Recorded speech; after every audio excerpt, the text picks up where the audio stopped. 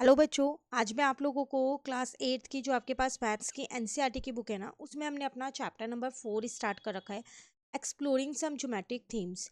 तो आज की क्लास में क्या टॉपिक हम यहाँ करने वाले हैं, आज हम मेकिंग सॉलिड सॉलिड किस तरीके से बनते हैं, इनको इस टॉपिक को जानने वाले हैं। लास्ट क्लास में हमने जाना था थोड़ा बहुत कि सॉलिड्स क्या होते हैं, जैसे क्यूब हो गया, क्यूबॉइड हो गया, सिलेंडर हो गया, ये सारी चीज़ें जो थी। तो चलिए आज देखते हैं कि हम इनको कैसे बनाते हैं। There are many basic solid shape such as cuboid, cylinder, cone हो गया, प्रिज्म हो गया, पिरामिड हो गया, can be made using foldable. Foldable मतलब जिसको आप इजीली फोल्ड कर सकते हो। Flat materials like paper, cardboard, आप पेपर को इजीली फोल्ड कर सकते हो, कार्डबोर्ड को इजीली फोल्ड कर सकते हो। कई बार ऐसा होता है जो मेटालिक शीट्स होती है हम उनको भी फोल्ड कर सकते हैं। तो इन सब की हेल्प से हम पिरामिड बना सकते हैं, प्रिज्म बना सकते हैं, सिलेंडर बना सकते हैं, कोन बना सकते हैं। तो this is one of the method for manufacturing hollow solid. तो ये एक तरीका है कि किस तरीके से हम सॉलिड्स को बना सकते हैं। जैसे कि यहाँ पर आपको दे रखा है ये पैरेललोपिड क्या है यहाँ पर, ये जो पैरेलल जो नीचे का जो बेस होता है ना वो पैरेललोग्राम का होता है, मतलब रेक्टेंगल टाइप जो बेस होता है उसकी हेल्प से ये बनता है। सिलेंडर हो गया, कोन हो गया, प्रिज्म हो गया, पिरामिड हो गया, ये सारी शेप्स आपको यहाँ पर दे रखी हैं। लास्ट क्लास में हम शेप्स के बारे में जान के आए थे थोड़ा बहुत, बट सिर्फ हमने नाम सुना था, है ना। तो अब आप यहाँ पर उन शेप्स को देख भी सकते हो। While discussing solids that contain plane surface in their boundaries, the notion of face, edge and vertices serve a useful purpose. जब भी हम सॉलिड्स की बात करते हैं तो सबसे पहली बात हमें ये देखना होता है कि एक सॉलिड में कितने फेस हैं। फेस मतलब जैसे ये दिख रहा है आपको, ये पूरा फेस, उसमें कितनी एजेस हैं, एजेस मतलब ये साइड्स, और कितने वर्टिसेस हैं, वर्टिसेस मतलब ये कोने, कितने कोने हैं, ये सारी चीज़ें हमें पता होनी चाहिए। उसी की हेल्प से हम एक सॉलिड बना सकते हैं, ठीक है। नाउ यहाँ पर आपको दे रखा है, देखो प्रॉपर पिरामिड वगैरह का, प्रिज्म वगैरह का, कि ये वर्टिसेस है, उसकी वर्टेक्स है, ये एज हो गई उसकी, और ये फेस हो गया। फेस क्या होता है, एज क्या होता है, वर्टेक्स क्या होता है, सब चीज़ यहाँ पर दे रखी है। फेस का मतलब है are the plane of flat surface of a solid that form it boundary. वो फ्लैट सरफेस सॉलिड का जो उसकी बाउंड्री बना रहा है। एजेस क्या होती है, line segment that form the side of the faces. Face की जो भी ये साइड बन रही है तो इन्हें ही हम बोलते हैं लाइन सेगमेंट, और इसको हम बोलते हैं एज। और वर्टिसेस क्या होती है, are the point at which edges are meet. जहाँ पर दो लाइनें आके मिल रही हैं उसको हम वर्टेक्स बोल रहे हैं, वर्टिसेस बोल रहे हैं, ठीक है। और इन दो लाइनों को हम एज बोल रहे हैं और इसको हम फेस बोल रहे हैं। Clear. For example a cuboid और क्यूब हैज 6 फेस, उसमें 6 फेस होते हैं, 12 एज होती है और 8 वर्टिसेस होते हैं। देखो इसका सबसे बेस्ट एग्जांपल है, आप सबके पास ज्योमेट्री बॉक्स होती है। अगर आप अपनी ज्योमेट्री बॉक्स में देखें तो आपको उसके 6 फेसेस मिलेंगे, एक टॉप पे मिलेगा, एक साइड में मिलेगा, नीचे की साइड, और दो यहाँ साइड में मिलेंगे और दो यहाँ साइड में मिलेंगे। टोटल 6 फेसेस हो गए। एजेस भी आप बता सकते हो, काउंट करोगे तो पता चल जाएगी, और वर्टिसेस भी आपको पता चल जाएगी, ठीक है। उसके बाद आपसे क्या कह रहा है, there are multiple type of prism and pyramid whose name depend on the shape of their faces. कह रहा है ऐसे बहुत सारे प्रिज्म और पिरामिड्स होते हैं जिनके नेम जो है वो डिपेंड होते हैं उनकी शेप के ऊपर, जो फेसेस के जो शेप होते हैं उस पर डिपेंड होते हैं। जैसे इसका जो फेस है वो ट्राइंगुलर शेप का है तो इसे हम ट्राइंगुलर प्रिज्म कह देंगे। ये पेंटागोनल शेप का है, 5 साइड है ना इसका, तो इसे पेंटागोनल प्रिज्म कह देंगे। इसमें 6 साइड हैं तो इसे हेक्सागोनल प्रिज्म कह देंगे। तो हम ये कह सकते हैं कि प्रिज्म बहुत सारे तरीके के होते हैं, डिपेंड करता है कि जो उसके फेस की शेप है वो क्या है, उसी के बेसिस पे हम क्या करते हैं उसका एक नाम रख देते हैं। क्लियर। तो इसका मतलब अब आप प्रिज्म को इजीली आइडेंटिफाई कर सकते हो उसका, अगर आप वहाँ पर ये देख लो कि उसका फेस जो है वो कौन सी शेप का बना है तो आप बता सकते हो कि वो प्रिज्म जो है वो कौन सा प्रिज्म है, ठीक है। चलिए अब आगे चलते हैं, यहाँ पर प्रिज्म के बारे में ही कुछ बता रखा है आपको। A prism in general has two congruent polygons as opposite faces with edges connecting the corresponding vertices of this polygon. All the other faces are parallelogram based on the shape of the congruent polygons. Prism may be called triangular prism, pentagonal prism and so on.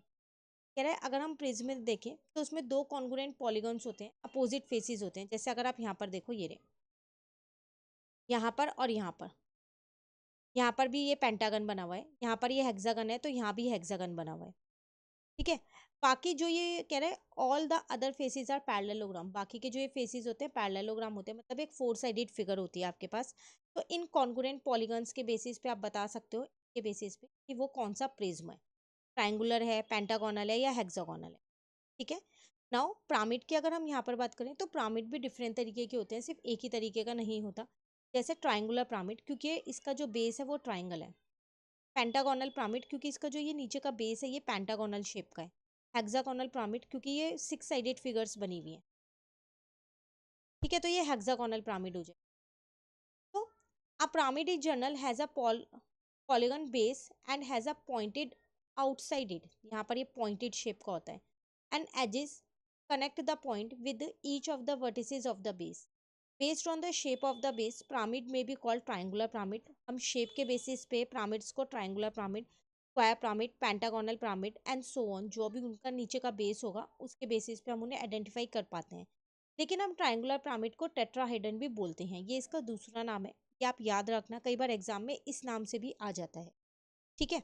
Now if the congruent polygon of a prism has 10 sided, मान लो जो ये congruent polygons यहाँ बनाए जा रहे हैं, अगर इसमें 10 साइड हो, जैसे 5 हैं, 3 हैं, 4 हैं, तो हम उनका नाम रख पा रहे हैं। How many faces, edges and vertices does the prism have? तो बताओ फिर उस प्रिज्म में कितने एजेस होंगे, कितनी वर्टिसेस होंगी और कितने फेसेस होंगे। But if the polygon have n sided, अभी तो उसने 10 साइड का पूछा। मान लो अगर पॉलीगन में n साइड हो तो उसमें कितने फेस, कितने वर्टिसेस और कितनी फेसेस होंगे वो आपको बताना है। तो वो यहाँ आपको बता रखा है। If the base of the pyramid has 10 sided, मान लो उसका जो बेस है उसकी 10 साइड है, तो how many faces, edge and vertices does the pyramid have? तो ये प्रिज्म की बात कर रहा था, पहले आपको प्रिज्म का बताना है, सेम आपको पिरामिड का बताना है कि अगर प्रिज्म में जो बेस है, जो ये वाला बेस है, जैसे यहाँ पर था ट्राइंगुलर था ना 3 साइडेड, मान लो ये 10 साइडेड बेस हो जाए, तो इसके फेस, वर्टिसेस और एजेस कितनी होंगी? सिमिलरली ये पिरामिड में जैसे यहाँ ट्राइंगुलर था, ये 10 साइडेड अगर एक फेस हो जाए, तो बताओ इसके एजेस, वर्टिसेस और फेसेस कितने होंगे? सिमिलरली अगर उसमें n नंबर ऑफ साइड्स हो, प्रिज्म में भी और पिरामिड में भी, तो क्या जनरल फॉर्मूला हम यहाँ पर यूज करेंगे वो हमें यहाँ बताना है। क्लियर हो गया? अब देखो कैसे पता लगाएंगे। तो देखिए, प्रिज्म का एक जनरल फॉर्मूला होता है, आप उससे क्या कर सकते हो, उसकी हेल्प से आपको कितनी भी साइड दे रखी हो तो उसके फेसेस, एजेस और वर्टिसेस निकाल सकते हो। तो क्या है वो आपके पास जनरल फॉर्मूला, पहले हम वो यहाँ पर लिख लेते हैं। तो देखो अगर मैं यहाँ प्रिज्म की बात करूँ तो नंबर ऑफ फेसेस इसके कैसे निकलते हैं आपके पास वो आपको पता होना चाहिए।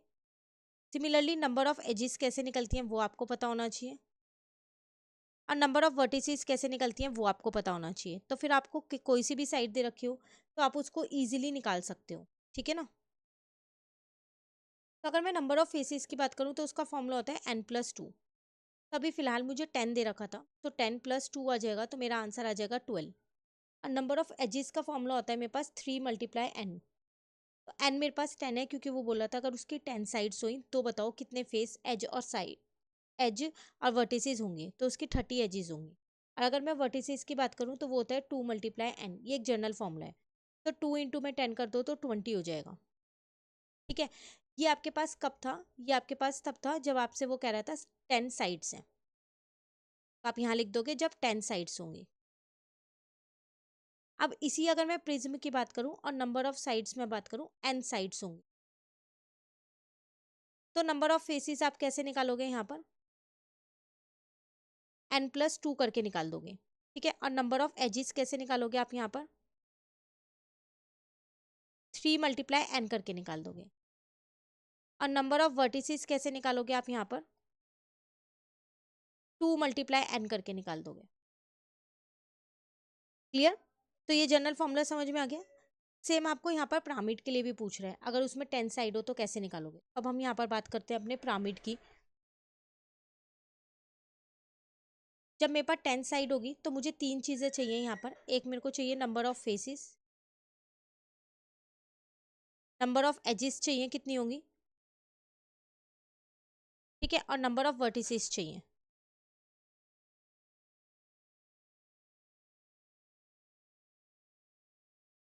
क्लियर? तो इसका भी अपने में एक जनरल फॉर्मूला है। नंबर ऑफ फेसेस की अगर मैं बात करूँ तो इसका फॉर्मूला होता है n+1, तो हो जाएगा 10+1, तो आपका आंसर आ जाएगा 11। ठीक है। नंबर ऑफ एजेस का फॉर्मूला होता है 2 × n, तो 2 × में 10 कर दोगे तो आपका आंसर आ जाएगा 20। वर्टिसेस का फॉर्मूला आपके पास सेम होता है जो उसका है n+1, तो इसका मतलब 10+1 कर दोगे तो 11 आ जाएगा। और अगर मैं पिरामिड की बात करूँ जिसमें n साइड हो,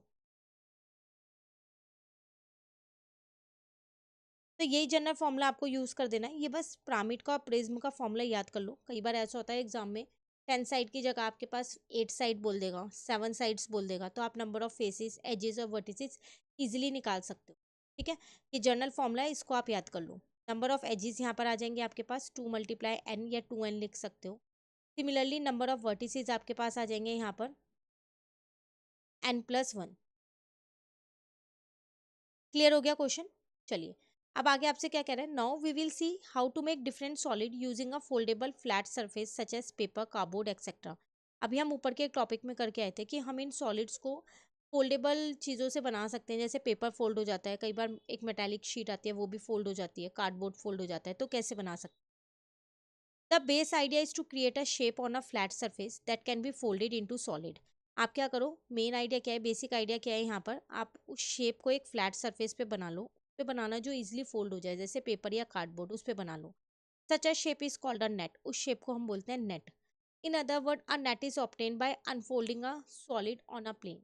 या फिर आप ये भी कह सकते हो कि जो आपको सॉलिड बनाना है उसकी नेट जो होते हैं, टुकड़े, पार्ट्स जो होते हैं, वो कैसे आप ऑब्टेन करोगे, अनफोल्डिंग अ सॉलिड। अभी आपने फोल्ड नहीं किया, अनफोल्ड पेपर पे ही आपने उसको बना रखा है। जैसे कि what is the net of the cube, figure 4.1 is the net of the cube, ये क्यूब की नेट है। अब आप इसे इस तरीके से फोल्ड करोगे कि ये क्या बन जाएगा, आपके पास क्यूब बन जाएगा। क्लियर? तो आप क्या करोगे, उसको प्लेन पेपर पे बना लो और उसके बाद आप क्या करो, ये देखो कि उसको किस तरीके से हम फोल्ड करें कि वो हमारे पास जो शेप हम चाह रहे हैं वो बन जाए। तो जो आपने अनफोल्ड पेपर पे बनाया वो क्या होती है, नेट होती है। क्लियर हो गया? चलिए आगे आपसे क्या कह रहा है, practical aspect of using a net. यहाँ पर आपको प्रैक्टिकल एस्पेक्ट दे रखा है, देखो ये रहा, प्रॉपर बना रखा है। So to make an actual cube from it net, certain practical aspect have to be kept in mind. One is that the material used must have a sufficient sturdiness for a cube to stand. देखो पहली बात तो अगर आप कोई cube बना रहे हो, जिस भी मटेरियल पे आपने उसको बनाया है, तो इस तरीके से कि वो क्यूब पूरा बन जाए, मतलब बंद हो जाए। ऐसा नहीं हो कि वो पेपर बहुत हल्का पेपर है, बंद नहीं हो पा रहा, कार्डबोर्ड आपने खराब वाला ले लिया। ठीक है। The second aspect is that there should be some mechanism for attaching the face together. कुछ ऐसी चीज़ होनी चाहिए ताकि वो फेस अटैच हो जाए। जैसे ये देखो इन्होंने यहाँ पर बना दिया, अब इसे बंद करेंगे तभी तो बॉक्स बंद होगा ना, वरना तो सारे फेसेस खुले रह जाएंगे। ये इन्होंने बनाया है यहाँ पर ताकि इन्हें जब वो फोल्ड करे तो वो ऊपर से इसको बंद कर सके और नीचे से भी बंद कर सके। If cardboard or a similar material is used, cello tape is one way to join the adjacent face. अगर आप कार्डबोर्ड यूज़ कर रहे हो या उसी के जैसा कोई मटेरियल यूज़ कर, तो आप क्या करो, एडजेसेंट फेसेस मतलब जो एक के साथ एक फेस है, इनको ज्वाइन करने के लिए सेलो टेप का यूज़ कर सकते हो। For less sturdier material such as chart paper, लेकिन अगर आपने चार्ट पेपर लिया, वो आपको पता है बहुत ढीला सा होता है। कार्डबोर्ड तो फिर भी थोड़ा हार्ड होता है, चार्ट पेपर बहुत लूज होता है, बहुत हल्का होता है ना, तो उसके लिए आप क्या करोगे, it is useful to have extra flaps on some of the faces that can be stuck to the adjacent face. तो उसमें आप क्या करो, ऐसे एक्स्ट्रा फ्लैप्स बना दो ताकि जब आप इन्हें फोल्ड करो तो वो इसके अंदर आप इजिली फिक्स कर सको। ठीक है। तो ऐसे आपने पैकिंग बॉक्स वगैरह देखे होंगे जैसे नॉर्मली लड्डू के भी डब्बे ऐसे आते हैं पैक्ड हुए हुए। ठीक है। पेस्ट्रीज वगैरह लेते हो उसके भी बॉक्स ऐसे होते हैं। तो अगर आप चार्ट पेपर पे बना रहे हो तो इस अकॉर्डिंग बनाना, और अगर आप कार्डबोर्ड पे बना रहे हो तो आप सेलो टेप का यूज़ कर सकते हो। However, when we talk about the net of a solid, we consider only the shape formed by unfolding the solid. जब भी हम किसी सॉलिड के नेट की बात करते हैं तो हम क्या देख रहे हैं, जो शेप इस पे बनी हुई है, जैसे कि ये शेप बनी हुई है, not the other supporting flap that we may use to actually make the solid. पर हम इसको ये नहीं देखेंगे, हम यहाँ पर ये चीज़ें हम कंसिडर नहीं करेंगे। ये तो हमने इसलिए बनाई है ना ताकि वो इस सॉलिड को सपोर्ट कर सके और वो प्रॉपर ऐसा सॉलिड बन पाए। हम सिर्फ इस नेट को, जो ये फिगर बनी हुई है, इसको कंसिडर करेंगे। जो ये बॉक्सेस बने हुए हैं ना ऐसे, यहाँ पर ये 4 बॉक्स हो गए, यहाँ ये 2 बॉक्स हो गए, सिर्फ इन्हें कंसिडर करेंगे। जो ये साथ में ये बने हुए हैं, इनको कंसिडर नहीं करेंगे। ठीक है। Apart from using a net, there are other way to make a cube from paper. Net के अलावा भी बहुत सारे तरीके हैं कि हम एक पेपर से क्यूब बना सकते हैं। मल्टीपल पॉसिबल नेट्स हम यूज़ कर सकते हैं एक क्यूब को बनाने के लिए। क्लियर? अब उससे रिलेटेड आपको ये फिगर इट आउट के कुछ क्वेश्चंस दे रखे हैं, नेक्स्ट क्लास में इन्हें कंप्लीट कर लेते हैं। आज आप इस टॉपिक को एक बार समझ लो, कहीं भी दिक्कत लगती है तो आप मुझसे कमेंट करके पूछ सकते हैं। बाकी जो ये चैप्टर है, ऊपर के जितने भी टॉपिक्स हैं वो ऑलरेडी चैनल पे अपलोड है, आप वहाँ से उन्हें भी कवर कर लीजिए। और इस बुक के बाकी सारे चैप्टर्स भी चैनल पे अपलोड हो चुके हैं, तो उन्हें भी आप कवर कर सकते हैं। सबकी सेपरेट प्लेलिस्ट बनी हुई है। Thank you.